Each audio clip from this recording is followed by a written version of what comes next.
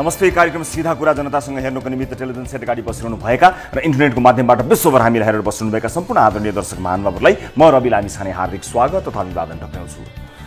21औं शताब्दीमा आइपुग्दासम्म कानुनका ठेलीमा लेखिएको 100 वर्ष नाग्दासम्म नेपालमा जातीय विभेदको अन्त्य भएन। गत शनिबार पश्चिम रुकुमको चौरजहारीमा एउटा घटना भयो। नवराज विक र एक किशोरी बीच 3 वर्षदेखि प्रेम चलेको थियो। किशोरी कथित माथिल्लो जातको भएकाले परिवारको समर्थन थिएन। आफ्नो प्रेमलाई विवाहमा परिणत गराउने प्रयासमा यस अघि पनि नवराज प्रहरी हिरासतमा पुगेका रहेछन्। नवराजका साथीहरूका अनुसार त्यस दिन पनि किशोरीले बोलाएका कारण नवराज साथीभाइ सहित उनलाई आफ्नो बनाउन हिँडेका थिए। यस अघि पनि उनी नवराजको घरमा पुगेकी थिइन्। उनीहरूको प्रेम दुवै परिवारलाई जानकारी थियो। किशोरीलाई लिन नवराज दलबल सहित आउँदै गरेको जानकारी किशोरीका परिवारलाई भयो र उनको घर पुग्न नपाउँदै बाटोमा नवराज र उनका साथीहरूमाथि गाउँलेहरूले हमला गरे। आफ्नी प्रेमिकाले लिन बोलाएपछि त्यो उमेरको कुन प्रेमी नजादो हो। नवराजका साथीका अनुसार किशोरीले नै साथीभाइ सहित आउनु भन्नुको पछाडि त्यसको पछाडिको रहस्य खुल्ला। तर कुटपिट मानिस मार्ने अपराधलाई कसैले कुनै पनि तर्क वा कुतर्कले जित्न खोज्छ भने अपराधलाई नैतिक समर्थक दिने हर कोहीलाई अपराधको अपराधीको मतियार अथवा अपराधको मतियार किन नभन्ने। छानबिनका क्रममा रहेको घटनाका सबै विवरण प्राप्त छैनन्। तर एउटा निर्मम सत्य चाहिँ यो हो कि नवराजले दलित भएकै कारण ज्यान गुमाउनु परेको हो। बिहेका लागि उमेर नपुगेकी किशोरीलाई अपहरण शैलीमा हुल बाँधेर एउटा केटो लिन आउँछ भने तपाईकी छोरी भए के गर्नुहुन्थ्यो भनेर धेरैले प्रश्न पनि खडा गरेका छन्। नम्बर 1, परिवारको जानकारी रहेको सम्बन्ध थियो। किशोरी आफू पनि युवकको घरमा पटक पटक गएकी र आफैले युवकलाई लिन बोलाएकी हुँदा अपहरणको गुन्जाइस रहेन। तर पनि किशोरीको परिवारले अपहरण गर्यो भनेर मुद्दा दायर गर्न वा प्रहरीमा रिपोर्ट गर्न सक्थ्यो। युवक र साथीहरू आउँदै गरेको जानकारी किशोरीको परिवारलाई थियो। त्यसैले गाउँले गुहारेर बीच बाटोमै कुटपिट गरियो। नम्बर 2, उमेर नपुगेकी नाबालक छोरी भगाउन आउने केटोलाई के गर्ने त? यो प्रश्न गर्नु हुनेलाई मेरो प्रतिप्रश्न, नाबालक छोरी भगाउन आउनेलाई लखेटेर कुटेर मार्ने त? मेरी छोरी तँलाई दिन्न भन्न पाइन्छ, मान्छे मार्न पाइँदैन। फेरि अपरिचित मानिस पनि थिएनन् उनी, छोरीका प्रेमी थिए। छोरी नदिने, उमेर पुगुन्जेल कुर्ने जस्ता 100 भन्दा बढी उपाय खडे दिन सकिन्छ। त्यतिका गाउँले थिए। पक्रेर प्रहरीलाई बुझाउन सक्ने क्षमता प्रशस्त थियो। मान्छेलाई कुटेर मार्ने बाहेक अर्को उपाय के त्यहाँ थिएन? 3 वर्षदेखि प्रेम गरेको उसैका लागि बिना कारण एक रात हिरासतमा समेत बसेको नवराज के उनको अपहरण गर्न चाहन्थ्यो त? एउटा 21 वर्षीय अल्लारे ठिटोले धेरै बुद्धि नपुर्याएको हुन सक्छ कि त्यसको सजाय हत्या हो। यो प्रश्न ती तमाम मान्छेहरूलाई जो नवराजको हत्यामा नवराजकै दोष खोजिरहेका छन्। ए हजुर, यति क्रूर नबनौँ हामी, मान्छे मार्नेलाई पनि मार्न पाइँदैन। घरेलु हतियार सहित नवराजलाई र उनका साथीहरूलाई यसकारण लखेटिएको थियो कि नवराजको नामको पछाडि विक थियो। आफूलाई कथित माथिल्लो जाति बताउनेहरूले नवराजलाई तल्लो जातको भएका कारण मारे। तर अपराध गर्ने ती कथित माथिल्लो जातिकाहरू आज समाज र सिङ्गो देशका सामु तल्लो भन्दा पनि तल्लो र पतित साबित भइसकेका छन्। यो र यस्ता अपराध गर्नेहरूलाई चाहिँ छुन त परै जाओस्, देखियो भने पनि अगति परिन्छ। नवराजले उनलाई भगाएको भए परिवारको उजुरीमा नाबालिग अपहरण लगायतका मुद्दामा नवराज जेल जान्थे होला। 20-22 वर्षीय अल्लारे केटोलाई 2-4 झाप्पु लगाउन सकिन्थ्यो पनि होला। तर ताकी टाउको फुट्ने गरी ढुङ्गाले हान्ने ती अपराधीको मन कुन ढुङ्गाले बनेको होला? तिनलाई नवराजकी आमाको यो फोटो देखाइदिनु, जसरी पनि देखाइदिनु। यो संसारको सबैभन्दा दुखी र अभागी आमा तिनै हुन् जसले छोरो मरेको खबर सुन्नुपर्छ। नवराजकी आमाले त छोरो मरेको मात्र होइन, छोरालाई लखेटी कुटी मारेको समाचार सुन्नु परेको छ। हे संसारभरिका प्रिय आमाहरू, तपाईहरूका छोरा जतिसुकै ठुला अपराधी किन नहुन्, तपाईहरू कसैले पनि आफ्नो छोरालाई कुटी मारेको खबर सुन्न नपरोस्, भगवानसम्म मेरो प्रार्थना छ। जातभातका ठेकेदारहरूले नवराजलाई मात्र मारेनन्, उनका साथीलाई समेत खोलामा हाम फाल्न बाध्य पारे। 3 जनाको ज्यान गयो, 3 जना अझै बेपत्ता छन्। धेरैलाई लाग्दो हो कि गाउँघरतिर यस्तै हो, चेतनाको स्तर निकै तल छ। तर आज म सहर बजार देश विदेशमा रहेका र उच्च अध्ययन र उच्च पदमा रहेकाहरूलाई समेत चुनौती दिन चाहन्छु। छातीमा हात राखेर जन्मदिने आमा सम्झेर इमान्दार भएर भन्नुहोस्, जो कथित माथिल्लो जातका हुनुहुन्छ तपाईहरूमध्ये कतिजनालाई मनमा लाग्छ कि जेसुकै होस् छोरा वा छोरीले दलितलाई बिहे चाहिँ नगरिदिए हुन्थ्यो? कयौँ पढे लेखेकै ब्राह्मणहरूलाई लाग्छ कि छोराछोरीले दलित चाहिँ बिहे नगरून्, बरु छेत्रीसम्म भए फरक पर्दैन, यसो भन्नेहरू कतिजना हुनुहुन्छ? इमान्दारीपूर्वक आफैलाई प्रश्न गर्नुहोला, समस्याको समाधान हो त्यहीँनिर भेटिन्छ।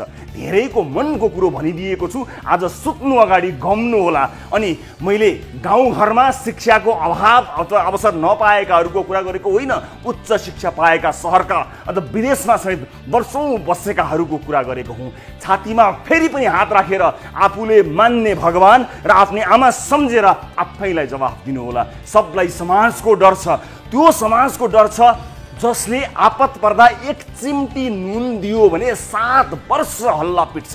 त्यो समाजको डर छ जो आफ्नो टाउकोको धुर्वे हात्ती नदेखेर तपाईको टाउकाको लिखाको खुट्टाको नङ लामो भएको देख्छ।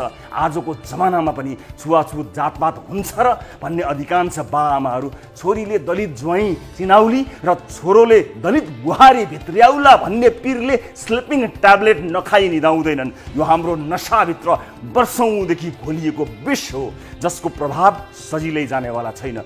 माया प्रेम विश्वास समझदारी मित्रताले सम्बन्ध बन्छ। छिमेकी नाता कुटुम्ब र गुरु बिचको समेत साइनो नभएकाहरूले के भन्छन् भनेर आफ्ना सन्तानको भविष्य नबिगारौँ। यो संसारमा माया पाउने र माया गर्ने मानिस सबैभन्दा बढी भाग्यमानी मानिस हो।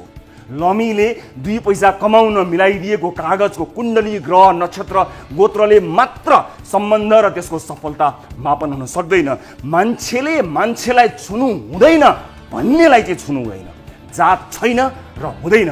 2-4 जना बाठाहरूले टन्न खाएर दान दक्षिणा समेत लिएर उल्टो खुट्टा ढोगाएर भारी समेत बोकाएर पिठ्यूमा बुइमा बोकाएर मोज गर्न पाउने चलन केही समय अगाडि चलाएका मात्र हुन् र त्यसको निरन्तरता मात्र हो। समाजको डरले समाजलाई नै डरलाग्दो नबनाउनुहोस्। केही मानिसहरू फेरि पनि तर्क गर्छन्, बाहिर भन्नु पो हुँदैन, जातले फरक चाहिँ पार्छ। यति ज्याद्रो छ हाम्रो समाज र विशेष गरी कथित माथिल्लो जातका भनाउँदाहरूको मानसिकता। त्यही पनि जात हुन्छ भन्नेलाई मेरो लास्ट चुनौती। मलाई यी मान्छेहरूको जात गोत्र चाहियो। डोनाल्ड ट्रम्पको जात के हो, एन्जेला मार्केलको गोत्र के हो, बिल गेट्सको नक्षत्र के हो, Jack Ma, Mark Zuckerberg, Oprah Winfrey, Messi, Ronaldo, Leonardo DiCaprio, Angelina Jolie, Barack Obama जस्ता सबको जात गोत्र पत्ता लगाउने कोही छ? बिना जात संसार हाँक्ने यी मानिस भन्दा हामी जाबो सियो बनाउन नसक्नेहरू ठुला भयौँ। नुनदेखि सुनसम्म आयात गरेर खानुपर्ने देशमा बसेर म ठुलो त सानो भन्ने सबलाई लाज लाग्नुपर्छ। आज एउटा प्रेमी नवराजको जात खोज्ने समाजको एउटा सदस्यको हैसियतले आफैप्रति लज्जित महसुस गर्दछु र जातकै कारणले ज्यान गुमाउने सम्पूर्ण नवराज बिकहरूमा श्रद्धा सुमन अर्पण गर्दछु। अनि नरसंहारलाई पनि जायज हो भन्नेहरूबाट यो समाजलाई जोगाउनका लागि विनम्रतापूर्वक अनुरोध गर्न चाहन्छु। आउनुहोस् सुरु गरौँ जनताको चासो गुनासो र प्रश्न सहितको विशेष कार्यक्रम सीधा कुरा जनतासँग।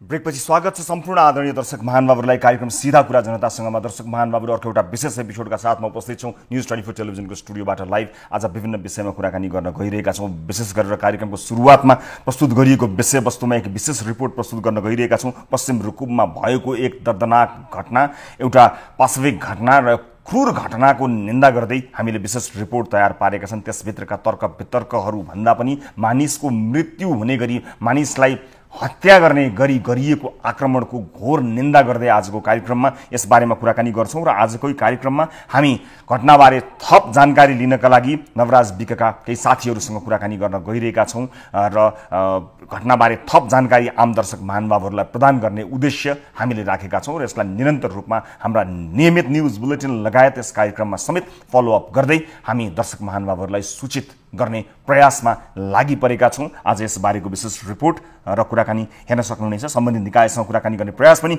हामी जारी राख्नेछौँ। र त्यसै गरी कोरोना संक्रमणबाट मृत्यु भएका 4 जनाको यहाँलाई थाहा भएको हुनुपर्छ विभिन्न माध्यमबाट, र सब व्यवस्थापनमा लापरवाही भएको विषय कार्यक्रममा समावेश छ। त्यो सँगसँगै अन्य विभिन्न समस्याहरू देखिएका छन्, जस्तो बारामा भएको एउटा घटनालाई लिउँ। 4 गते मृत्यु भएको मानिसको कोरोनाको पोजिटिभ भएको रिपोर्ट 11 गते जेठ 11 गते आइरहेको छ, र 3 जना मृत्यु भएका 3 जनाको रिपोर्टमा मृत्युपछि रिपोर्ट प्राप्त भए सँगसँगै यसले धेरै प्रश्न खडा गरेको छ। संक्रमितको संख्या 700 नागेको छ। यसबारेमा कुराकानी गर्नेछौँ। अनि सुरक्षित राख्नको निमित्त सीमामा तैनात रहेका सशस्त्र प्रहरी बलका साथीहरूको गुनासो आएको छ, तर विडम्बना आफ्ना गुनासाहरू राख्न उहाँहरू सक्नुहुन्न। उहाँका आफ्नै बाध्यताहरू छन्, तर त्यो गुनासोलाई हामीले बुझेका छौँ, हामीले थाहा पाएका छौँ, र तिनै गुनासोलाई आजको कार्यक्रम प्रस्तुत गरिएको छ। 15 दिनका लागि भनेर गएका मानिसहरूको ड्युटी चेन्ज भएको छैन। 18 घण्टा ड्युटी गर्न परेका कारणले कति मानिसहरू बिरामी समेत परेका छन्, र राम्रो व्यवस्थापन नभएका कारण र धेरै ड्युटी लगातार 1.5 महिनासम्म एउटै टोलीले ड्युटी गर्न परिरहेका कारणले गर्दाखेरि रोगबाट सङ्क्रमित हुने पनि डर, अनि भोकको कारणले पनि अथवा व्यवस्थित तरिकाहरू नभएका कारणले पनि थप समस्यामा पर्ने र अन्य रोगको पनि शिकार हुनुपर्ने अवस्था आएको हो कि भन्ने आशंकासहित ठुलो समस्यामा परेको जानकारी हामीलाई प्राप्त भएको छ। सशस्त्र प्रहरी बलका ती साथीहरूमा समर्पित रिपोर्ट आजको कार्यक्रममा छ, जो सीमामा खटिएका छन् हामीलाई सुरक्षित पार्नको निमित्त। उनीहरूको सुरक्षालाई पनि चिन्ता गर्दै आजको कार्यक्रममा समय विभिन्न विषय प्रस्तुत गर्न गइरहेका छौँ। कार्यक्रमको सुरुवात ताली र गालीबाट गर्न चाहन्छु। यसअघिको कार्यक्रममा सोधिएको प्रश्न थियो, कोरोना संक्रमितको उपचार र व्यवस्थापनमा सरकारले व्यवस्था गरेको त गरिरहेको छैन भन्ने हाम्रो प्रश्नमा राम्रो छ, ध्यान दिएको छ भन्दै 20.31% अर्थात् 2738 जनाले तालीमा भोट गर्नुभएको छ। सरकारले गरेको कामको समर्थन गर्नुभएको छ भने लापरवाही नै लापरवाही छ भन्दै 79.69% अर्थात् माफ गर्नुहोला 79.69% अर्थात् 10,740 जनाले गालीमा भोट गर्नुभएको छ व्यवस्थापनलाई लिएर। यसले पक्कै पनि सरकारलाई चुस्त व्यवस्थापन गर्नमा मद्दत गर्नेछ, आम नागरिकको भनाइ के रहेछ भन्ने जान्न मद्दत गर्नेछ। त्यसै हेतुले यो सेगमेन्ट हामीले सञ्चालन गरेका हौँ। र गाली र तालीका लागि आजको प्रश्न यस प्रकार रहेको छ, के तपाईलाई लाग्छ नेपालमा जातीय विभेद र छुवाछुतको अवस्थामा परिवर्तन आएको छ? केही कम भएको छ भन्नेले ताली, र होइन मानसिकता र व्यवहार झनै उग्र भएको छ भन्नेले गालीमा भोट गर्न सक्नुहुनेछ। भोट गर्नका लागि हाम्रो पात्रको मोबाइल एप्लिकेसन खोल्नुहोला, गाली र ताली लेखिएको शीर्षकमा गई आफ्नो अमूल्य मत जाहेर गर्नुहोला र भोटिङ सुरु हुन्छ। अब आजको अर्को विषय, रुकुम पश्चिममा भएको क्रूर र बर्बर घटनाको जति निन्दा गरे पनि कम हुन्छ। कानुन त निस्तेज, तर समाजमा जरा गाडेर बसेको जातीय विभेदको अक्षम्य रूप रुकुम पश्चिममा चौरजहारी 8 मा देखिएको छ। जाजरकोटका दलित परिवारका एक युवा र गैर दलित परिवारकी एक युवती बीचको, एक किशोरी बीचको 3 वर्षदेखिको प्रेम जातीय विभेदकै बहानामा सामूहिक हत्यासँगै टुङ्गिएको छ। नवराज विकले प्रेमिकालाई आफ्नो बनाउन हरसम्भव प्रयास गरेरै उनको गाउँ पुगेका थिए, तर केटी पक्षकाले दलित भएकै कारण उनलाई खेदाई कुटी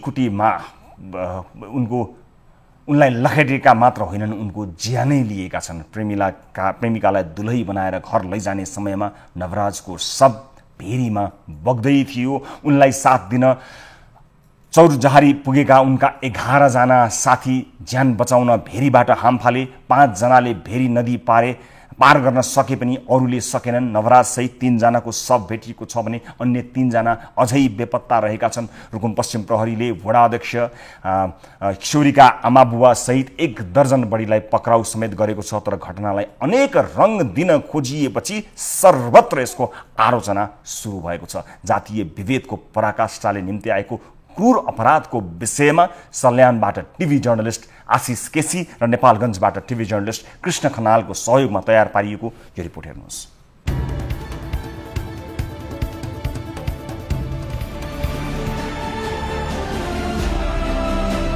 जाजरकोटको फेरी नगरपालिका 4 राणागाउँका 21 वर्षीय नवराज विक 3 वर्षदेखिको प्रेम बिहेमा परिणत गर्न शनिबार साथीहरूको साथ प्रेमिकाको गाउँ रुकुमको चौराजहारी 8 सोती पुगेका थिए।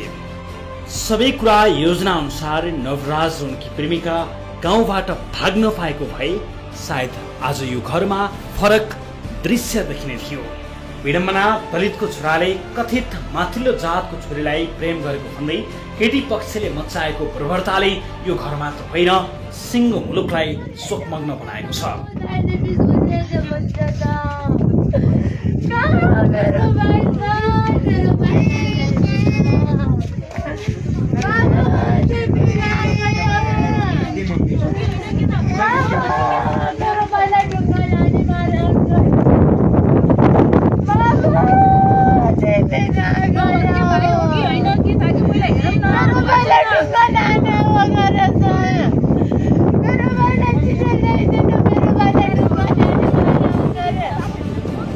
गाउँ पुग्दा नपुग्दै वडा अध्यक्ष सहितका स्थानीयको कुटपिटपछि नवराज सहित उनका साथीहरूले ज्यान गुमाएका छन्। 5 जना नदी तरेर जाजरकोट पुगे पनि नवराज सहित 6 जना बेपत्ता थिए। अहिले नवराज सहित गणेश बुढा मगर र टीकाराम नेपालीको शव भेरी नदीमा भेटिए पनि अन्य 3 जना अझै बेपत्ता छन्।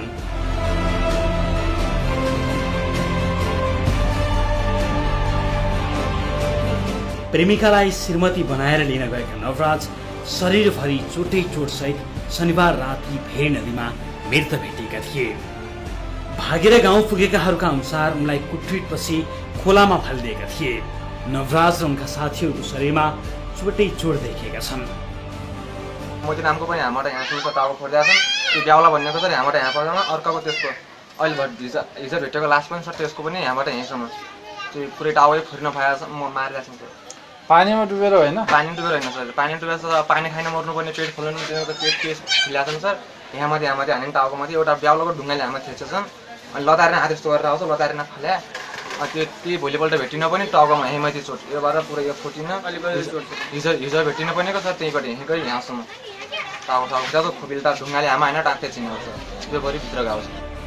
घटनास्थलबाट भागेर बाँचेकाहरूले नवराजका बाबु मोहनलाल नेपालीलाई सुनाए अनुसार उनीहरू केटीको घर पुग्न साथ आक्रमण सुरु भएको थियो। जाँदाखेरि हजुरको के कस्तो भनेपछि जस्तै त्यो घर जति बाटो रहेछ यता जति त्यो केटीको घर रहेछ है र हुँदाखेरि त्यो केटी चाहिँ नि बाहिर निक्लिन्छ आमा चाहिँ निक्लिन आएपछि उसले त अब त्यो चिनिहाल्यो नि त। अब त्यहाँ आउने जाने भ्या उहिले गर्दाखेरि त्यो अब खोटाबाट पनि चिन्छन् होला सबै पालि चिन्दाखेरि ए पामीका टोक्या फेरि आइगए ऊ अनि एकपटक पाएको के ऊ छैन आज झालिया छैन आज त यसो हातखुट्टा भाँचेर पनि मार्नुपर्छ यो डमको लखालाई भनेर चाहिँ। नवराज सहित मृत भएका उनका साथीहरूको परिवारमा पनि उस्तै बेहाल छ।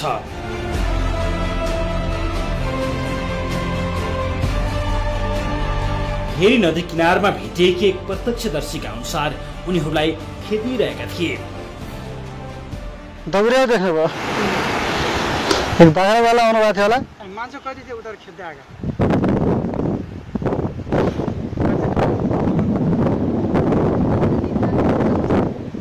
यो कति नम्बरबाट पर्छ?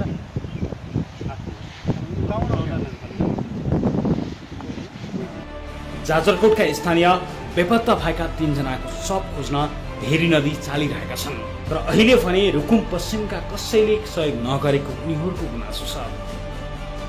भेटेको मान्छेहरूलाई सोद्धाखेरि कसैले जनाउन खोज्छ कसैले थाहा छैन भनेर भनिदिन्छ। यताउता तपाईँ किन जान्न खोज्या तपाईँ जान्न नखोज्छ हामी किन बोल्नु पर्यो भनेर भन्छ। अब त्योभन्दा हामीले के सोद्धाखेरि अब चालै गर्दैन यहाँको कस्तो बासिन्दा हो। अहिले जाजरकोटका स्थानीयले हरेक दिन प्रहरी प्रशासनसँग दोषीलाई कडाभन्दा कडा कारबाहीको माग गरिरहेका छन्।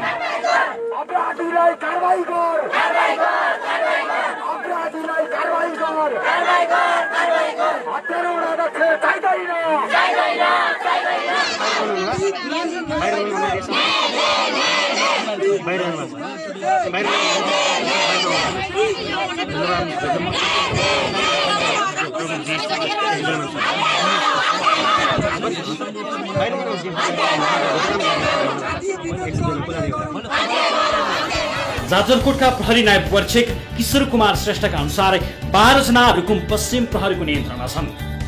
19 जना मध्ये 6 जना चाहिँ बेपत्ता भइरहेको अवस्थामा हामीले अहिलेसम्म 3 जनाको शव फेला परेको छौँ र मुचुला गरेर हामीले पोस्टमार्टमको लागि चाहिँ जिल्ला अस्पतालमा राखेको छौँ र अब घटनाको सम्बन्धमा हामीले पीडित पक्षहरूलाई जाहेरी ल्याइदिनु पर्यो, पोस्टमार्टममा सहयोग गर्नु पर्यो भनेर भनेका छौँ र ती घटनामा संलग्न 12 जनालाई चाहिँ जिल्ला प्रहरी कार्यालय रुकुमले आफ्नो नियन्त्रणमा राखेको छ र अब हामीले अनुसन्धान प्रक्रिया अगाडि बढाइसकेका छौँ। यो घटनालाई लिएर सडक सञ्जालदेखि सदनमा समेत सरको आलोचना भइरहेको छ।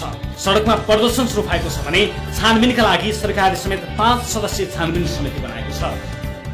यस घटनाको सत्य तथ्य छानबिन गरी राय सहितको प्रतिवेदन पेश गर्नका लागि गृह मन्त्रालयका सहसचिवको संयोजकतामा प्रहरी वरिष्ठ उपरीक्षक, राष्ट्रिय अनुसन्धान विभागको अधिकृत प्रतिनिधि, महान्यायाधिवक्ताको कार्यालयका अधिकृत प्रतिनिधि र गृह मन्त्रालयको उपसचिव रहने गरी 5 सदस्यीय छानबिन समिति गठन गरिएको छ। मुलुकी 2020ले छुवाछुत दण्डनीय भनेदेखि 2063 को छुवाछुत मुक्त राष्ट्र घोषणा मात्र होइन, संविधानमै छुवाछुत मानवता विपरीत दण्डनीय कार्य भएको भन्दै जातीय आधारमा गरिने विभेदलाई निषेध गरेको छ। छुवाछुत तथा भेदभाव ऐन 2068, मुलुकी अपराध संहिता 2074 को दफा 166 ले जातका आधारमा छुवाछुत वा अन्य भेदभावपूर्ण व्यवहार गर्नेलाई 3 वर्षसम्म कैद वा 30,000 रुपियाँसम्म जरिवाना वा दुवै सजाय हुने व्यवस्था गरेको छ। तर कानुनमा भएर मात्रै नपुग्ने रहेछ। अहिले नवराज जस्तै धेरैले जातीयताकै कारण विभेदको शिकार भएर अकालमा ज्यान गुमाएका छन्। विभेद विरुद्धका आवाज समय समयमा चर्किने गरेको भए पनि समाजको धरातलसम्म पुग्न नसकेको यस्ता घटनाले पटक पटक देखाइरहेका छन्।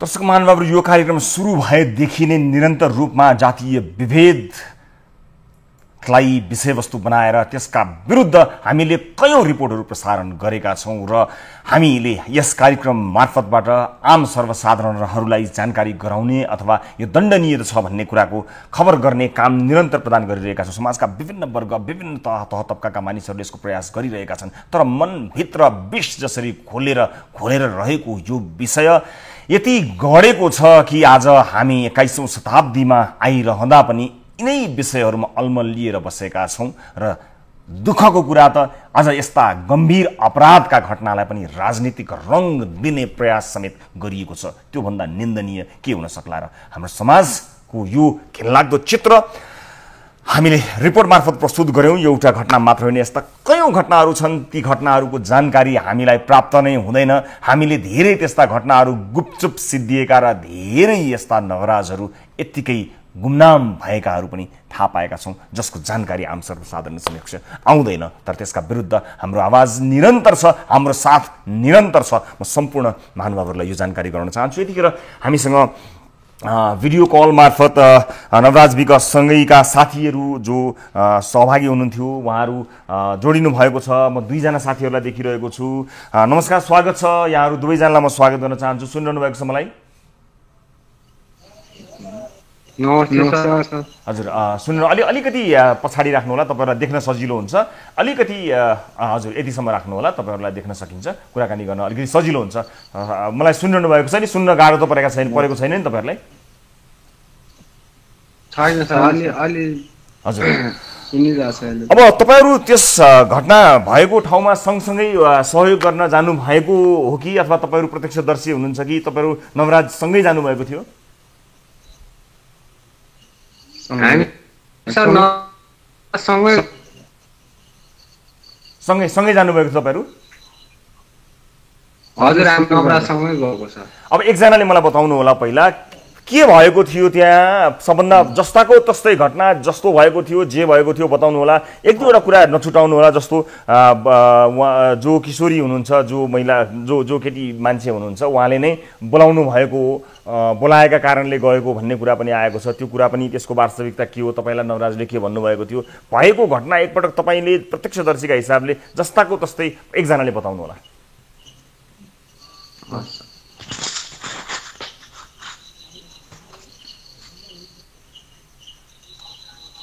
हजुर सर, हजुर मलाई सुनिरहनु भएको छ? हजुर, फर्स्टदेखि नै भन्नु सर। सुरुदेखि भन्नुहोस् न, घटना कसरी भयो त्यहाँबाट भन्नुहोस् न। अलिकति फोन रोटेट गर्नु होला, तपाईँको उल्टो देखिएको छ तस्विर, अलिकति फोन घुमाउनु होला, यसरी नै अघि राखेको जसरी राख्नु होला। अब बताउनु होला, अब नहल्लाइकन भन्नु होला है, किनभने सुन्न सजिलो हुन्छ। हस् सर, हामी घरदेखि चाहिँ निस्किएको नवराजमा है, नवराजसँग निस्किरहेको तल अलि 12 बजीतिर घरदेखि निस्किएको, अनि 12 बजी तल धल्ला भन्ने ठाउँमा गएर हामी यहाँदेखि 10 जना हिँडेको, अनि धल्ला भन्ने ठाउँमा 9 जना नवराजले बोलाएको। अनि नवराज त्यहाँ बोलाएको भेटेर हामी त्यहाँ धक्क पुलदेखि उकालो हिँडेर 1-2 घन्टा उकालो हिँडेर त्यो केटीको घरदेखि नै रोड बाटो रहेछ। हामी रोड बाटो हुँदै जाँदा हामीलाई देखेको क्रममा त्यो केटीको आमाले चाहिँ हामीलाई नाना थरी के गाली, त डुम फेरि हिँडाइस् तेरो जात त्यो हो या मार्ग, अन्त डुम फेरि आज लिनाइस् त डुम जिउँदो फर्किँदैनस् भन्दा त्यो केटीको आमाले भन्दाखेरि हामीले केही पनि मुख नफर्काएर केही पनि नगरेर हामी बाटो जाँदा सर, अनि बाटोमा गएर हामी उता तल अलि नाउलो गरेर हामी पानी खाइरहेको थियौँ। पानी खाएर तल अलि पानी गएर अलि तल ढुङ्गा थियो, एउटा ढुङ्गामा बसी 5 मिनट जति बस्यौँ। अनि त्यहाँ 5 मिनट अलिकति हिँडौँ भन्दाखेरि 81 कहाँदेखि चाहिँ हामीलाई ढुङ्गा मुरा हुन थाल्यो सर। अनि हामी भाग्दै गर्दा क्रममा हामी तलतिर जाँदा चारैतिर मान्छेले घेरेर हामीलाई बाटो जाने बाटो नै हामीलाई भेरी बनाइदिए सर तिनीहरूले। कति जति मान्छे थिए वहाँ जो केटी पक्षका मान्छेहरू कतिजना थिए, कति अन्दाजी कतिजना मान्छे थिए? 150, 200, 300 जना त 200-300 जना थियो सर। अनि उनीहरूको साथमा के हतियारहरू केही थियो, हँसिया हथौडा केही थियो भन्ने पनि सुनेको? हतियार पनि आँस हेर त सबै थियो तिनीहरूसँग, औरो सबै हट्टा सब थियो तिनीहरूसँग, ढुङ्गा। अनि तपाईँहरू नवराजले के भनेर जानुभयो तपाईँहरूलाई? उहाँ मलाई बोलाएको छ, आफ्नो प्रेमिकाले बोलाएको छ भनेर जानुभयो कि नवराजले तपाईँलाई के भनेर जाउँ भन्नुभयो? भगाउनका लागि जानुभएको हो कि भेट्न मात्र जानुभएको हो कि के भन्नुभयो नवराजले तपाईँहरूलाई? नवराजले सर हामीलाई केटी लिन जाउँ भन्न चाहिँ, बेहुली लिन जाउँ भन्न चाहिँ बोलाएको सर, हामीलाई लग्यो सर हामीलाई बेहुली लिन जाउँ भनेर। हजुर, भगाउने योजना थियो? हजुर, हामी भगाउने योजना नै। अनि त्यो जानकारी चाहिँ जस्तो केटी पक्षलाई अथवा विशेष गरेर जो किशोरी हुनुहुन्छ उहाँको प्रेमिका, उहाँलाई चाहिँ उहाँले नै जानकारी गराउँ, उहाँलाई थाहा थियो कि उहाँलाई नभनिकन यसै तपाईँहरूले बलजफ्ती लिन भनेर जानुभएको हो कि के हो त? दुईटा केटीको चाहिँ कुरा भरै गएको सर हामी। अनि 2 जना केटाकेटीको कुरा भएको कुरा केटीको परिवारलाई थाहा थियो कि थिएन? केटीको परिवारलाई त सर हामीलाई त्यो जानकारी चाहिँ भएन सर हामीलाई। अनि तपाईँहरू जाँदाखेरि जस्तो किन त्यत्रो साथी लिएर गएको नवराजले? केही हातपात होला कि झगडा पर्ला, झडप होला भनेर तपाईँहरूलाई कसरी के तपाईँलाई तयार गरेको थियो? केही कुरा नवराजजीले केही भन्नुभएको थियो तपाईँलाई? त्यस्तो त हामीलाई के पनि भन्यो सर, खै आफूले त्यो नवराजले के चाहिँ सोचेछ सर, आफूलाई गाह्रो हुन्छ भनेर त्यो हामीलाई लग्या हो कि के सजिलो हुन्छ कि भनेर हामीलाई लग्या हो कि थिएन सर नवराजले? मतलब तपाईँहरूसँग केही हतियार केही चिज तपाईँहरूले बोकेर जानुभएको थियो? केही भनौँ न भोलि लडाइँ होला, झगडा होला? हामीसँग सर केही पनि थिएन, एउटा नवराजसँग ब्याग थियो सर, ब्याग भन्दा हामीसँग अरू केही पनि थिएन सर, हामीसँग हतियार सतियार हामी केही पनि थिएन सर। अब हामीलाई जानकारी आए अनुसार नवराजमाथि चाहिँ नि सबभन्दा धेरै कुटपिट भयो, टाउकोमा चोट लाग्यो, घिसारियो, अनि त्यसपछि यो मृत्यु भइसकेपछि, हत्या भइसकेपछि खोलामा फालियो भन्ने रिपोर्ट आइरहेको छ। वास्तविकता के हो? तपाईँले देख्नुभएको थियो? तपाईँहरू पहिल्यै भाग्नुभयो कि अथवा नवराजमाथि के भयो तपाईँले देख्नुभयो कि देख्नु भएन? हामी सबै सँगै भागेको हो सर। भाग्दै गर्दै हामी कोही अगाडि कोही पछाडि पऱ्यो, हामी चाहिँ अगाडि। अनि नवराजलाई चाहिँ समातेर टाउको फुटाएर। तपाईँहरूले देख्नुभयो नवराजमाथि हातपात भएको? तपाईँहरूले देख्नुभयो? देखेको हो सर। अनि हिँड्न सक्ने भाग्न सक्ने अवस्था थियो कि थिएन नवराजको? र त्यसपछि खोलामा तपाईँहरू खोलामा हाम फाल्नु भएको हो कि खोलामा नगइकन भाग्न सफल हुनुभयो? तपाईँहरू 2 जना चाहिँ तपाईँहरू स्विमिङ गरेर बच्नु भएको हो कि खोलामा हाम फाल्नु नपाली अन्तैबाट तपाईँहरू भाग्नु भएको? म चाहिँ खोला तरेर उताटी गएर कुटाइ खाएको, ऊ चाहिँ खोला यता नै पिटाइ खाएको सर। उता खोला नतरै बिचमा गएर ऊ कुटाइ खाएको समातेर सर। अनि नवराजी चाहिँ खोलामा कसरी पर्नुभयो? नवराजी हिँड्न कुटपिट पछि घाइते भएको अवस्थामा फालियो भन्ने कुरा हो कि अथवा नवराज पनि घाइते हुँदाहुँदै बच्नका लागि खोलामा हाम फाल्नु भएको? भेरी नतर्दै नवराजलाई समातेर टाउसाउ फुटाइदिएर आधा चल्न नसक्ने जोस भेरी खेल्न नसक्ने अवस्था बनाएर फालिदिएको हो सर। भनेको नवराजलाई फालियो, ऊ चाहिँ मतलब पौडिन सक्ने अवस्थामा नवराजी हुनुहुन्न थियो? हुनुहुन्न थियो सर। पौडी खेल्न सक्ने अवस्थामा थिएन सर त्यो। अनि अरू साथीहरूको हकमा अरू कतिजनाले त्यसै गरी नवराजलाई जसरी अरू कतिजना माथि कुटपिट भयो? अरू सर 5 जना माथि कुटपिट, नवराज पनि गरेर 6 जना सर। जसको 3वटा सब भेटियो, अरू भेटिन बाँकी सबै धेरै कुटपिटमा पर्नु भएकोहरू हो तपाईँहरू बाहेक होइन?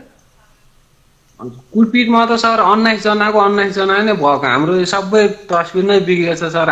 हाम्रो सबै हात खुट्टा सबै पिसलेर फालिदिएको छ सर।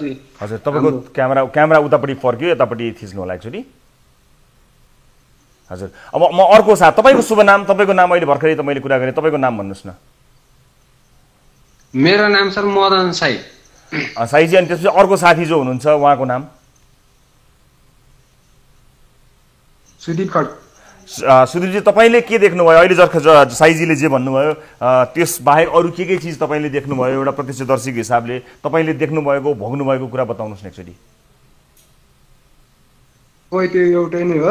हजुर, नवराजलाई चाहिँ खोला भेरीमा जानुभन्दा पनि अगाडि चाहिँ हानेर टाउको फोडेर चाहिँ त्यता केही पनि गर्न नसक्ने अवस्थामा चाहिँ खोलामा भेरीमा फालेर फालेको हो। अनि उनीहरू के भयो? यति धेरै मान्छेहरू कसरी आए होलान् र के भनिरहेका थिए? जति पनि गाउँका मान्छेहरू, जति त्यत्रो हुल तपाईँले भनेअनुसार 100-150 जनाको हुल भन्नुभयो जस्तो लाग्यो मलाई। उनीहरू के भन्दै थिए? पलान शैलीदेखि अगाडि चाहिँ पहिला पलान यहाँबाट जानुभन्दा अगाडि चाहिँ उनीहरूले पलान बनाएर गाउँको यिनीहरूलाई यिनीहरूले जातिको उ गरेर बनाएर भनेर बस। अनि त्यति धेरै मान्छे कसरी एकैचोटि जम्मा भयो होला नि त? तपाईँलाई के लाग्छ? यदि तयारी भएर हो कि अथवा नवराज लगायत तपाईँहरू आउँदै हुनुहुन्छ भन्ने सूचना केही कारणले पाएर हो कि के लाग्छ तपाईँलाई? सूचना पाएर हो सर। यतैदेखि हाम्रो ठाउँदेखि हामी गोता पर्ने मान्छेहरूले यहाँदेखि सूचना पठाएर मात्रै हामी यहाँ नआउँदै उहाँ गाउँको कारण मार्ने फाल्ना मुरासमेत गरेर बसेर पहिले रेडी गरेर बस्ने मार्ने भनेर पलान गराएर बसेको हो सर। अब कतिपय मान्छेले के भनिरहेको छन् भने अर्काको घरमा यो कति बजे त उहाँहरू पुग्दा तपाईँहरू जो किशोरीको घरमा पुग्दा कति बजेको थियो? कति बजेको घटना हो यो? त्यति बेला सर हामीले एक्ज्याक्ट टाइम भन्न सक्दैनौँ। 5:30-6 बजे थियो होला। 5:30-6 बजे। त कतिपय मानिसले के भनेको छ भने रात बिरात यत्रो ठुलो हुल बोकेर एउटा नाबालिग एउटा आफ्नो छोरीलाई लिन आएपछि आक्रमक भएर हारगुहार माग्दा अनि गाउँलेहरूले लखेटेको हो। त्यो लखेट्दाखेरि झडप भएर त्यो दुर्घटना भएको हो। त्यस्तो मार्ने उद्देश्य पनि होइन, त्यस्तो पनि होइन। तर जो कोहीलाई पनि यसरी चाहिँ अर्काको छोरीचेली बस्दै यसरी छोरीचेलीलाई चाहिँ उमेर नपुगेको छोरीचेलीलाई यत्रो ग्रुपमा ठुलो हुल आएर लैजान खोज्यो भने गाउँलेले त्यसलाई प्रोटेक्ट त गरिहाल्छ नि, कुटपिट त गरिहाल्छन् नि भन्ने पनि भनेको छन्। त्यस्तो हो अथवा के हो तपाईँको विचारमा? सर त्यस्तो होइन सर। हारगुहार हुन्थ्यो बाटोमा रोडमा हुँदैन थियो, त्यति हुन्थ्यो भने पनि त्यो पहिला आएर लभ तिनीहरूको पहिल्यैदेखि नै माया भएको सर। त्यस्तो त्यो हारगुहार भनेर त्यो भइदियो त गाउँमा हुन्थ्यो। त्यो गाउँभन्दा धेरै तल रोडमा भेरी वरिपरि घेरेर बाटो हामीलाई मर्नको लागि बाटो भनेको भेरीको छेउ मात्र राख्दो थियो सर। त्यहाँ तपाईँहरू भाग्ने कुनै बाटो थिएन? बाटो कुनै चारैतिरबाट सर भेरीको उतादेखि पनि भेरीको यतादेखि पनि ढुङ्गाहरू हामीले 5 जना उता। तर यिनीहरू 6 जना जो लापत्ता छन् 3 जना भेटे 3 जना भेटेछन्। यिनीहरूलाई त सर यिनीहरूले हान्दै मार्दै यिनीहरूले आधा मारे आधा चाहिँ अध मारे। त्यो सास आधा केही भेरी पानी खेल्न नसक्ने बनाएर फालेको छ यिनीहरूले। भनेको कहीँ कतैबाट तपाईँहरूलाई भाग्ने बाटो नै थिएन, पुरै घेरेर राखिएको थियो। भेरीमा हाम फाल्नु बाहेक अर्को विकल्प थिएन। भाग्ने बाटो भनेको नै चारैतिरबाट अब त्यो आएर घटनास्थलमा आएर हजुरहरूले एकपल्ट हेर्दा पनि हुन्छ। चारैतिर जहाँबाट हेर्दाखेरि पनि जाने बाटो भनेकै भन्यो भने भेरी मात्र हो सर। त्यो भेरीमा हाम फाल्ने लायक विकल्प कुनै थिएन सर। अब त्यहाँ भनौँ न, जस्तो यस्तो घटना गर्नुभन्दा गाउँलेहरूलाई अथवा परिवारलाई समातेर तपाईँहरूलाई नियन्त्रणमा लिएर प्रहरीलाई बुझाउने अथवा अन्य काम गर्न चाहेको भए सक्ने अवस्था थियो कि थिएन? न केटीले न केटीले बोलायो नियन्त्रणमा लग्ने भए त सर अब ढुङ्गा मुरा माथिदेखि नगर्नुपर्ने, नियन्त्रणमा लग्ने एउटा बसाइले कुरा सल्लाह हुन्थ्यो। सल्लाह गरिसकेपछि नियन्त्रणमा राख्ने। अब एक दुई झापड हान्दाखेरि त हुन्थ्यो नि सर। माथिदेखि ढुङ्गा मुरा हाँसी बन्चरो गर्दाखेरि आएपछि कहिले बस्छ त्यहाँ? अब ज्यान त बचाउनको लागि सबैलाई आफ्नो ज्यानको सब भेरतिर चारैतिर अब उता हेऱ्यो भने मान्छे 200, 250, 300 भन्दा तल मान्छे थिएन। भाग्ने ठाउँकै भने त्यो भेरीको छेउ नै भेरीमा खेल्ने जान्ने नजान्ने मान्छेहरू त्यही हान्दै फाल्दै कसैलाई खेल्ने जान्नेलाई कसैलाई भेरीमा हाँसी बन्चरा दाउरा मुढा सबै बोकेर आएको थियो सर त्यहाँ। अनि अब उनीहरू दुईजनाको प्रेम सम्बन्ध भएको कुरा त परिवारलाई थाहा पनि थियो। पहिला पनि एकचोटि यस्तै घटना भएर एक दिन प्रहरी हिरासतमा पनि नवराजी गएको भन्ने कुरा आएको थियो। तपाईँहरूलाई थाहा छ यसबारेमा?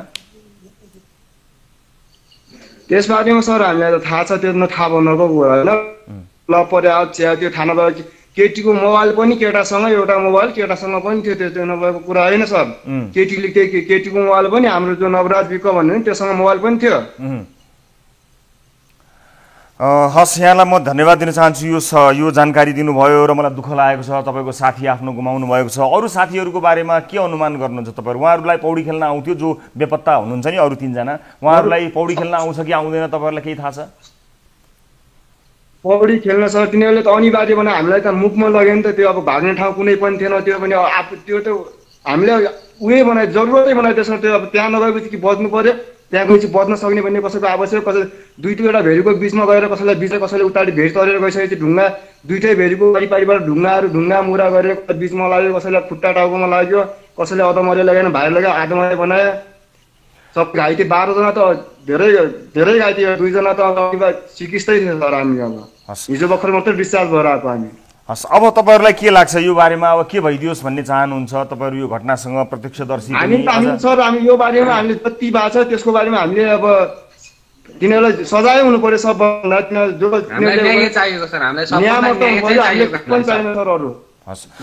जति मान्छे अहिले 6 जना लापत्ता छन् तिनीहरूले न्याय पाउनु पर्यो। हामीले सर जति मान्छे बेपत्ता भएको छन् तिनीहरूको लागि न्याय हुनु पर्यो, न्याय पाउनु पर्यो सर। उपचार अब जति घाइते छन् तिनीहरूले उपचार पनि गर्नु पर्यो सर। अहिलेसम्म हाम्रो घाइतेलाई मतलब पनि छैन कसैलाई सर। कसैले खबर घाइतेहरूको उपचारमा कसैले ध्यान दिएको छैन? घाइतेहरूको उपचारको बारेमा उता कसैले घरदेखि हो सर। जति आमा बाउले गर्यो त्यति नै हो। भाइदेखि उनीहरूले गर्ने, उनीहरू त केही पनि थाहा छैन सर। हस्, म यहाँहरू दुवैजनालाई धेरै धेरै धन्यवाद दिन चाहन्छु। आफ्नो साथी गुमाउनुको पीडा तपाईँहरूको जुन अवस्थामा तपाईँहरू हुनुहुन्छ म त्यसलाई बुझ्न सक्छु। त्यसका बावजुद पनि यो घटनाको सत्य तथ्य छानबिन होस् र दोषीमाथि कडाभन्दा कडा कारवाही होस् भन्ने चाहना जुन तपाईँको छ, सिङ्गो देशको छ, यसमा सबैले एकबद्धता जनाउनु नै भएको छ र यसलाई विशेष गरेर राजनीतिकरण गर्ने प्रयासहरू समेत भइरहेका छन्। त्यस्ता प्रयासहरू नहुन् भन्ने हाम्रो चाहना पनि छ र यसलाई अन्य किसिमले तोडमोड पनि नहोस्। एउटा घटना एउटा अपराधलाई अपराधका रूपमा मात्र लियोस् भन्ने चाहना छ। र यतिखेर नेपाल प्रहरीका केन्द्रीय प्रवक्ता निरज बहादुर शाही हामीसँग जोडिनु भएको छ। हामी उहाँलाई कुराकानी गर्न गइरहेका छौँ यस घटनालाई लिएर। प्रवक्ताज्यू नमस्कार, स्वागत छ यहाँलाई कार्यक्रममा। नमस्कार हजुर। नमस्कार। अब यो प्रारम्भिक जुन जानकारी अहिले त प्रारम्भिक एउटा भनौँ न अनुसन्धान नै चलेको होला। यो प्रारम्भिक अनुसन्धानमा यो रुकुम पश्चिमको यो घटनामा तपाईँहरूले पाउनु भएको विषय यो जातीय विभेदका कारणले कुटपिट भएको बाहेक अन्य केही पाउनु भएको छ कि अथवा प्रारम्भिक जानकारी केही हाम्रो दर्शकहरूलाई बताइदिनुहोस् न। अब अहिले हामीले प्रारम्भिक पाए अनुसार अहिले त्यो दिन चाहिँ जुनहरूको 10 गते 6:30 बजीतिर हजुर त्यहाँ चाहिँ घटना घटेको थाहा पाएपछि प्रहरी गयो। त्यसपछि त्यसमा पहिलो त्यो जुन 18 जना चाहिँ त्यहाँ देखिएको थियो। 18 जनामा 6 जना चाहिँ खोलामा अहिले 3 जनाको लास खोला, 3 जना बेपत्ता भएको छ। बाँकी 12 जनालाई चाहिँ तत्काल प्रहरीले त्यहाँ उद्धार गरेर प्रारम्भिक उपचार गरेर अनि प्रहरीको उसले परिवारलाई जिम्मा लगाएको छ। र अहिले आज प्रहरीले 10 दिनको ज्यान सम्बन्धी कसुरमा हजुर जारी लिएर हजुर 10-12 जनालाई पक्राउ गरिसकेको छ हजुर र 10 दिनको म्याद थपेर यो अनुसन्धान सुरु गरेको छ। अब यो घटनाको प्रारम्भिक जानकारी अनुसार यो जुन एउटा पक्ष के पनि आइरहेको छ भने हामीले कुरा गर्नै पर्छ। एउटा पक्ष के पनि आइरहेको छ भने एउटा उमेर नपुगेको किशोरीलाई लिनका लागि एक हुल मान्छेहरू आउँदाखेरि हारगुहार गरियो। हारगुहार गर्ने क्रममा झडप भएको हो भनेर पनि केही तर्कहरू नआएका होइनन्। घटना त्यस्तो हो। यहाँ लास फेला परेको छ, मान्छेको लास फेला परेको छ। पीडितहरूले एउटा जारी दिएको छ। हजुर त्यो जारीकोबाट अब अनुसन्धान सुरु भइसकेको छ। त्यो सुरु हुँदाखेरि अब पछि थप अनुसन्धान गर्दै जाँदाखेरि कागज बयानहरू आउने, त्यहाँ अब घटनासँग फेलाको प्रमाणहरू हेर्दै गएपछि यथार्थ आउँछ।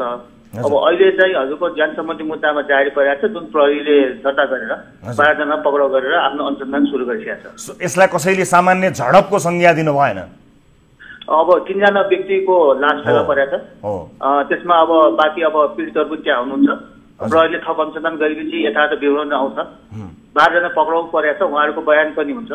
त्यो सबै भएपछि थाहा हुन्छ। तर अहिले चाहिँ हामीले ज्यान सम्बन्धी कसुरमा नै जारी लिएर अनुसन्धान सुरु गरेको छ। अब यसलाई अलिकति राजनीतिक रङ्ग दिने प्रयास पनि भइरहेको छ। यो चाहिँ नि प्रभावित हुन्छ कि अनुसन्धान भन्ने डर त्रास पनि थोरै मात्रामा भए पनि केही मानिसहरूको छ।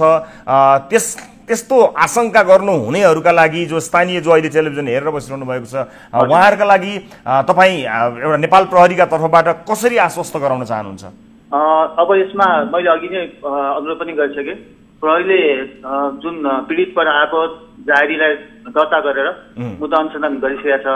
त्यसमा फ्याक्ट भन्दा प्रहरी बाहिर जाँदैन र जे फ्याक्ट आएको त्यो अनुसार त्यही मुद्दाको अनुसन्धानमा निक्लेको फ्याक्ट अनुसार हामी चाहिँ आफ्नो अनुसन्धान प्रतिवेदन बुझाएर त्यसलाई कचोर चाहिँ कायम गराउँछौँ। भनेको अहिले नियन्त्रणमा रहेका 12 जना विरुद्ध मुद्दा दायर भएको? हजुर 12 जना विरुद्धमा किटानी चाहिँ उनीहरू 20 जना आएको छ। हजुर त्यसमा 12 जना पक्राउ भएको छ, 8 जना चाहिँ खोजतलास जारी छ। त्यो 20 जनामाथि त्यही कसुरबाट मुद्दा अनुसन्धान हुन्छ। त्यसमा वडा अध्यक्ष सहित हो नि, वडा अध्यक्ष जसका उहाँ पनि हुनुहुन्छ। हस्, यहाँलाई धेरै धेरै धन्यवाद दिन चाहन्छु निरज सर यो जानकारीका लागि। र आम सर्वसाधारणहरू यसको फलोअपका लागि प्रतीक्षारत रहनुभएको छ र यसको चाँडोभन्दा चाँडो सत्य तथ्य जानकारी आओस् र दोषी कोही पनि नउम्कियोस्, निर्दोष नफसोस् भन्ने चाहना सबैले राख्नु भएको छ। र आदरणीय दर्शक महानुभावहरू, हामी यो घटनालाई एकदमै सूक्ष्म तरिकाले अध्ययन गर्ने प्रयास पनि गर्नेछौँ। यसको निरन्तर फलोअपमा हामी रहनेछौँ। यो कार्यक्रममा मात्र होइन, हाम्रा नियमित बुलेटिनहरूमा र अन्य कार्यक्रमहरूमा पनि यस घटनाका विषयमा तपाईँले विभिन्न रिपोर्ट हेर्न सक्नुहुनेछ। र फेरि पनि म भन्न चाहन्छु, फरक मत राख्नेहरूको मत नै नसुन्नु अथवा नराख्नु भन्ने त होइन, तर यो एउटा अपराधी घटना हो जहाँ 3 जना मानिसको मृत्यु भइसकेको छ, 3 जना मानिस बेपत्ता भएका छन्। त्यसकारणले तर्क वितर्क कुतर्कहरूको यहाँ गुन्जायस छैन र प्रत्यक्षदर्शी 2 व्यक्तिहरूले भनेका कुराहरूले अझ यो घटनामा मानिसहरूलाई मर्न विवश अथवा खोलामा हाम फाल्न विवश पारिएको कुरा पनि बाहिर तथ्य आएको छ। यसको यथार्थ छानबिन त अझै होला। प्रारम्भिक कुराकानी र प्रारम्भिक दशी प्रमाण र प्रारम्भिक बयानहरूका आधारमा सम्पूर्ण कुराको जानकारी त कसरी पाइएला, तर यहाँ मानिसको हत्या भएको छ, त्यसलाई कसैले पनि नजरअन्दाज गर्न अथवा त्यसमा कसैले पनि कुनै किसिमका रङहरू पोत्ने प्रयास नगरून् भन्ने चाहना राखेका छौँ। अहिले बेला भएको छ ब्रेकपछि अन्य विषयसहित प्रस्तुत हुन्छौँ। न्युज 24 टेलिभिजनमा तपाईँ हेरिरहनु भएको छ कार्यक्रम सिधा कुरा जनतासँग।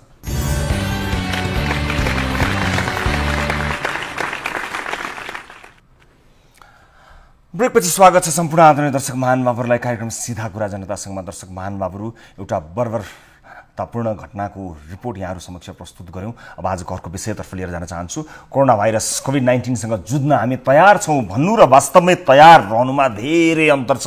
नेपाल सरकार स्वास्थ्य मन्त्रालयले कोरोना संक्रमितको दोस्रो संक्रमित नेपालमा नदेखिँदासम्म संक्रमण रोक्न हाम्रो तयारी व्यापक छ भनिरहेको थियो। दोस्रो तेस्रो चौथो हुँदै संक्रमितको संख्या 100बाट 700 नागिसकेको छ। संक्रमण हुने मात्र होइन, स्वास्थ्य मन्त्रालयकै अनुसार संक्रमणबाट 4 जनाको ज्यान गइसकेको छ, मृत्यु भइसकेको छ। कोभिड-19 का हरेक चरण झनभन्दा झन खतरनाक बन्दै गइरहेका छन्। संक्रमितको मृत्यु हुनुले अर्को खतराको घन्टी बजाइरहँदा संक्रमितको सब व्यवस्थापनमा भइरहेको लापरवाहीले झस्क्याएको छ।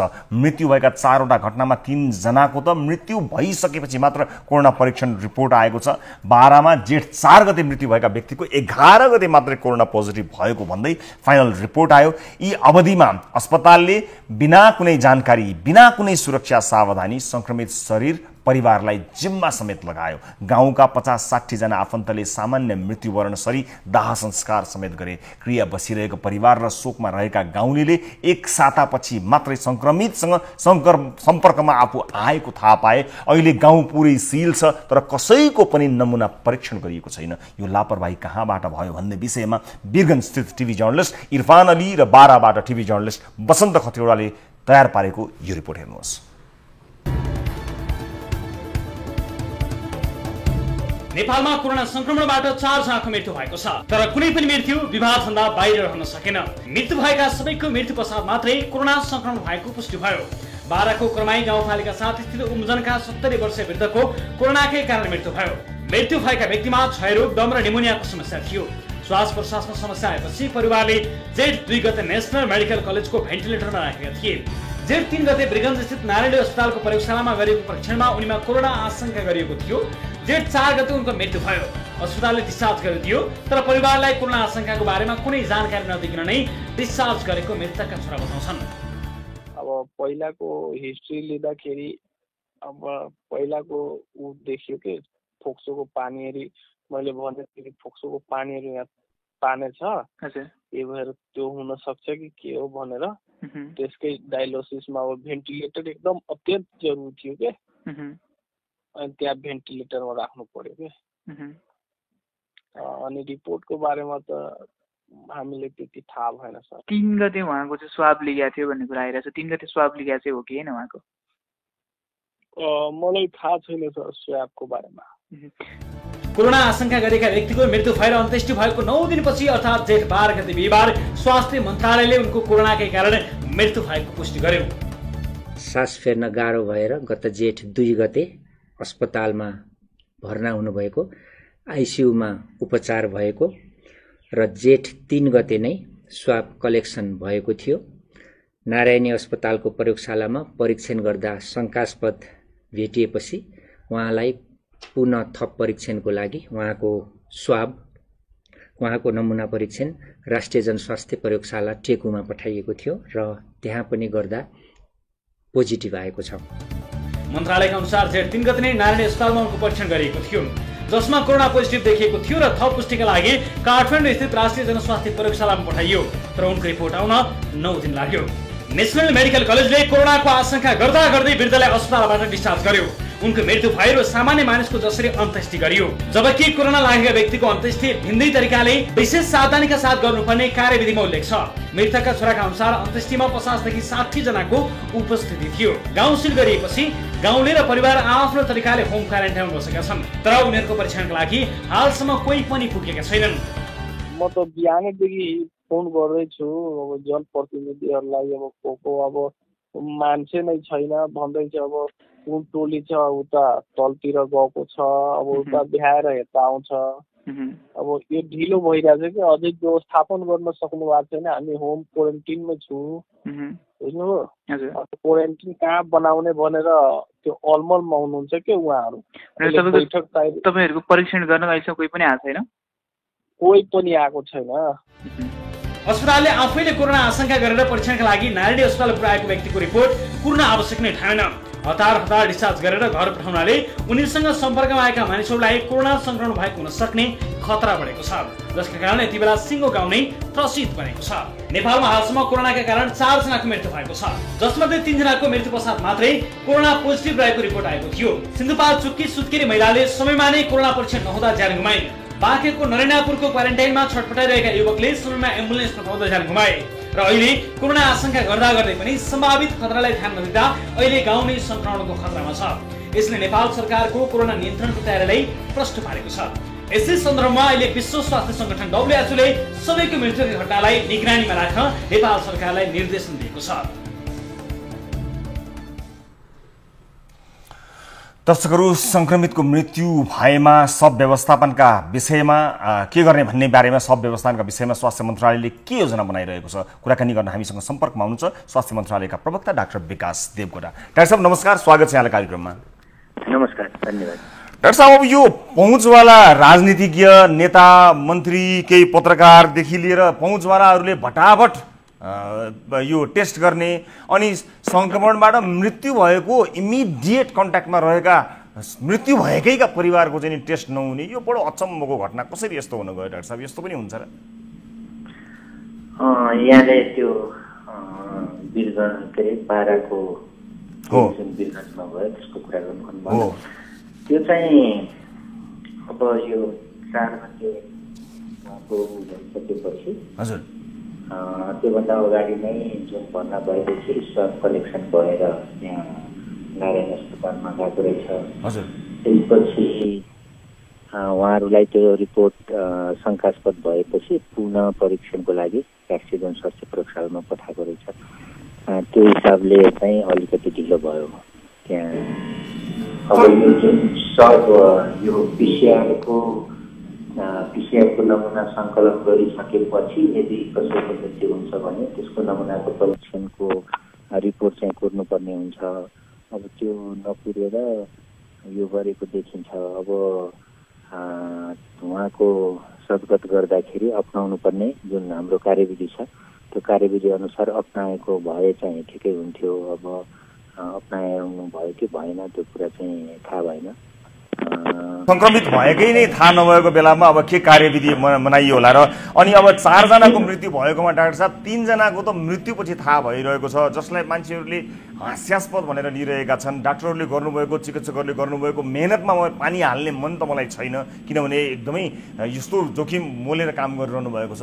तर व्यवस्थापनको हालत त मान्छेको मृत्यु भइसकेपछि अझ अब 12 को कुरा गर्ने भने 4 गते मान्छेको मृत्यु हुन्छ, 11 गते रिपोर्ट आउँछ अनि त्यसपछि पनि अब परिवारको समेत अहिलेसम्म स्वाब कलेक्सन समेत भइसकेको छैन भनेपछि के तयारी गर्यौँ र के व्यवस्थापन गर्यौँ डाक्टर साहब हामीले? बडो यो 4वटा केसको लागि चाहिँ त्यस्तै अब यहाँले भने जस्तो देखिन थोरै आएको स्थिति छ।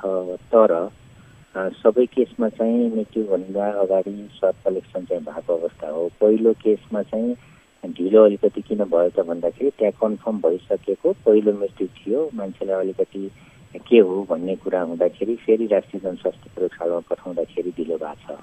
1 दिनको कुरा हो त्यो।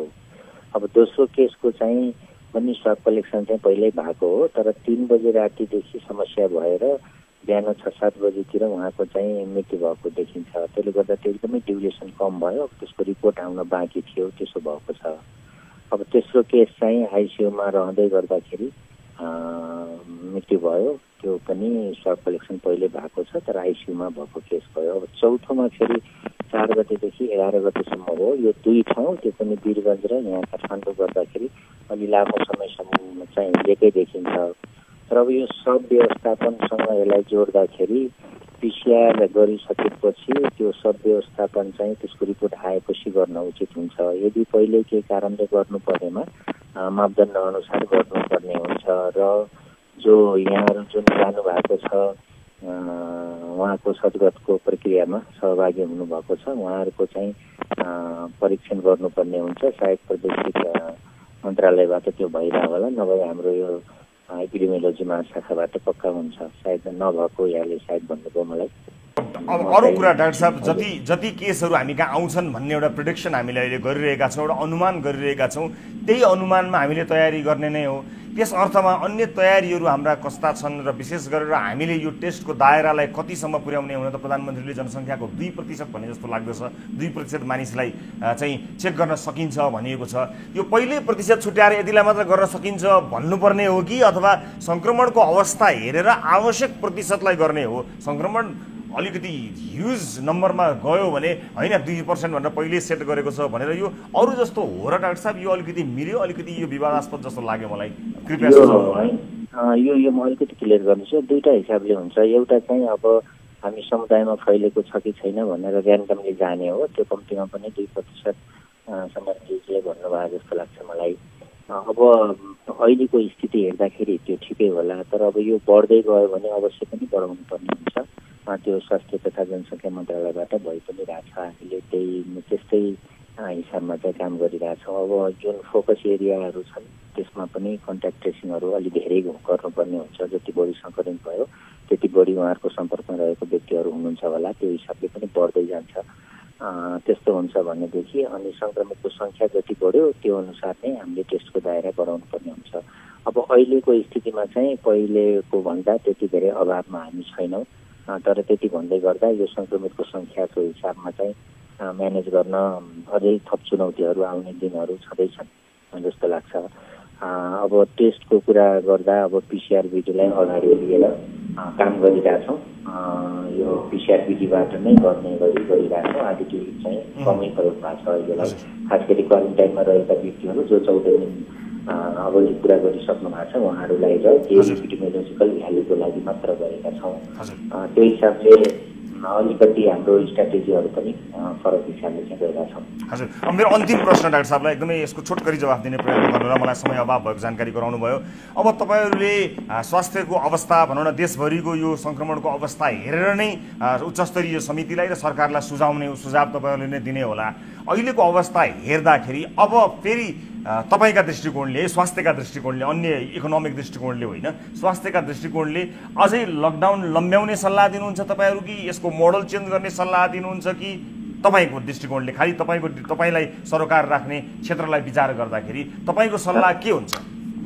ओके, अब स्वास्थ्यको हिसाबले हेर्दाखेरि लकडाउन नै एउटा अहिलेको राम्रो टुल मानिएको छ यो सङ्क्रमण रोकथामको लागि। यो चाहिँ कन्टिन्यू गर्नुपर्छ, तर पनि मोडेलहरू चाहिँ फरक हुनसक्छ। फरक गर्नुपर्ने स्थिति पनि आउँछ, किन भन्दा 2-3 महिना भइसक्यो। त्यसले गर्दाखेरि केही मोडेलहरू परिवर्तन गरेर लकडाउन लम्ब्याउने सल्लाह चाहिँ दिनुहुन्छ स्वास्थ्यका दृष्टिकोणले, तर मोडलहरू चेन्ज गर्न सकिन्छ अन्य कुराहरूलाई दृष्टिकोण अन्य कुराहरूलाई ध्यान राख्दै भन्ने सल्लाह डाक्टर साहबको हो। र यो सङ्क्रमण फैलेको भौगोलिक हिसाबमा र त्यो हामीले हाम्रो चाहिँ प्रिपेयरनेसको हिसाबलाई दुईटालाई फोकस गरेर स्वास्थ्यको तर्फबाट अलिकति मोडेल चेन्ज गरेर लकडाउन कन्टिन्यू गर्नुपर्छ। हस् डाक्टर साहब, धेरै धन्यवाद। एकातिर तपाईँहरूको अहोरात र मेहनतलाई तारिफ गर्न मन लाग्छ, अर्कातिर देखिएका व्यवस्थापनका कमजोरीहरूलाई पनि त्यसका उपर पनि सचेत गराउन मन लाग्छ। यस बीचमा आम सर्वसाधारणलाई चित्त बुझाउने गरी काम गर्नुहोला। म यहाँलाई समय र जानकारीका लागि धेरै धेरै धन्यवाद दिन चाहन्छु। र आजको अर्को विषयतर्फ लिएर जान चाहन्छु। दर्शक महानुभावहरू, नेपालको छिमेकी मुलुकसँग सीमा खुल्ला छ, भारतसँग विशेष गरेर खुल्ला छ। यसको फाइदा पनि थुप्रै होलान्, तर नेपालले बेफाइदा धेरै भोगिरहेको छ। विशेष गरी कोरोना सङ्कट भारतमा चर्किरहेका बेला नेपालमा पनि सङ्क्रमितको सङ्ख्या 700 नागेको छ। सङ्क्रमित अधिकांशका स्रोत भारतबाट आउनेहरू नै देखिएका छन्। त्यो पनि लकडाउन र नाका सिल भइसकेपछि, नाका सिल भएपछि खुल्ला सिमानाको फाइदा उठाउँदै लुकीछिपी नेपाल भित्रिनेहरूको सङ्ख्या बढेपछि सशस्त्र प्रहरीले खुल्ला सिमानामा थप सीमा सुरक्षा पोस्ट स्थापना गर्यो, तर आवश्यक जनशक्ति भने पठाएनन्। भूकम्पका बेला दात्री निकायले दिएका पाल बोकेर सशस्त्र प्रहरी सीमा सुरक्षामा निस्किए।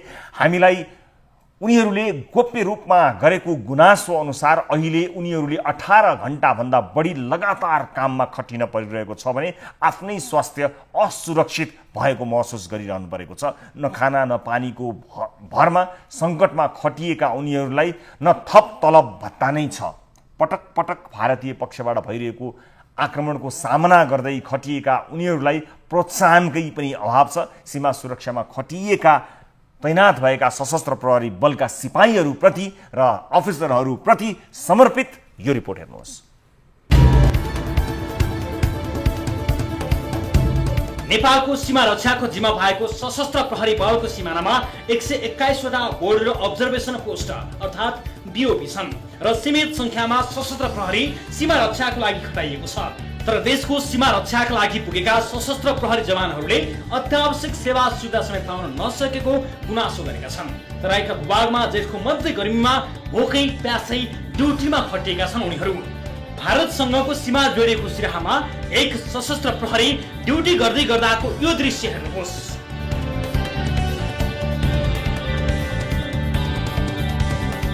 त्यस्तै यो अर्को दृश्य पनि हेर्नुहोस्।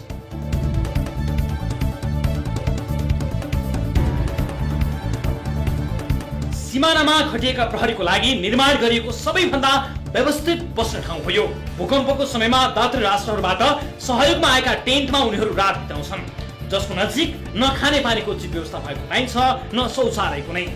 राज्यले सीमा रक्षाका लागि खटाएपछि आदेशको पालना गर्दै भारतीय सीमा पुगेका उनीहरूले त्रिपाल नै हालेर भए पनि बस्ने ठाउँको जोह जेनतेन त गरे, तर बेगले चलिरहने हुरी बतासले त्यही पनि उडाइदिन्छ।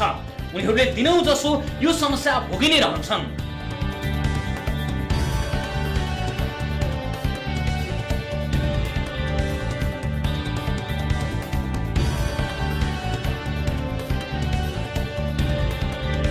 नेपाल र भारतबीच वर्षौंदेखि सीमा विवाद चल्दै आएको छ।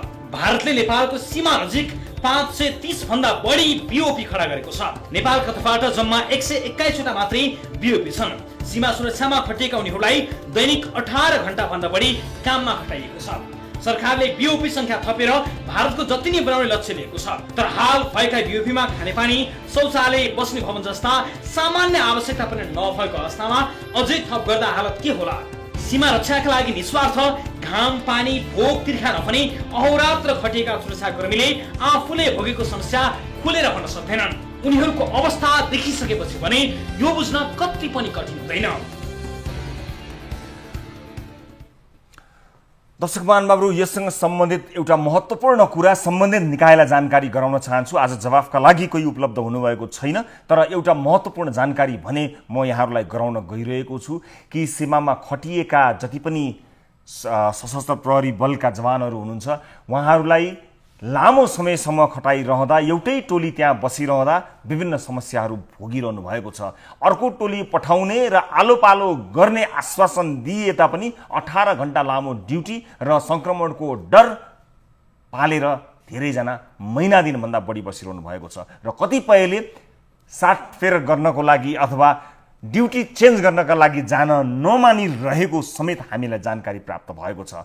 सीमामा खटिएका एउटा टोलीलाई केही समय ड्युटी गराएर फेरि फिर्ता बोलाएर त्यहाँ अर्को टोली फेरि खटाउन सक्ने गरी व्यवस्थापन हुनुपर्नेमा जो खटिएको छ ऊ खटिए दिनको 18 घण्टा भोकै प्यासै ड्युटी गर्नुपर्ने, न विशेष व्यवस्था न विशेष सुविधा, अनि अरू धेरै यतैतिर हाकिम नै बनेर बसिरहने अवस्था भयो भने यी हाम्रो सीमामा खटिएका जवानहरूप्रति चरम अन्याय हुन जान्छ। यस्तो अन्याय नहोस् भन्नका लागि हामी उहाँहरूको तर्फबाट सम्बन्धित निकायको गम्भीरभन्दा गम्भीर ध्यान आकर्षण गराउन चाहन्छौँ। कृपया अर्को पटक यसको फलोअप गर्दा त्यहाँ भएका साथीहरूको उचित व्यवस्थापन र ड्युटी आवर आवश्यक भन्दा बढी नगराइकन र फेर्नुपर्ने र रिप्लेस गर्नुपर्ने अन्य टोलीलाई पठाउने व्यवस्था हुनेछ भन्ने विश्वाससहित र उहाँहरूको सम्मानमा आजको यो रिपोर्ट प्रस्तुत गरेका हौँ। आशा गर्दछौँ अर्को पटकसम्ममा यो व्यवस्था उच्च निकायले पक्कै पनि गर्नेछ। यसका साथसाथै आजका लागि कार्यक्रम निर्धारित समय समाप्त भइसकेको छ। थप न्युजका लागि हाम्रो वेबसाइट www.news24nepal.com मा जानुहोला। साथै हामीलाई फेसबुक, ट्विटर र युट्युबमा पनि फलो गर्न सक्नुहुनेछ। हाम्रो पात्रोको मोबाइल एप्लिकेसनमा गई आफ्नो अमूल्य मत जाहेर गर्न सक्नुहुनेछ। कार्यक्रम सिधा कुरा जनतासँगको आजको श्रृङ्खलाबाट सम्पूर्ण युनिटका साथमा 10 औँला जोडेर नमस्ते रवि लामिछानेको।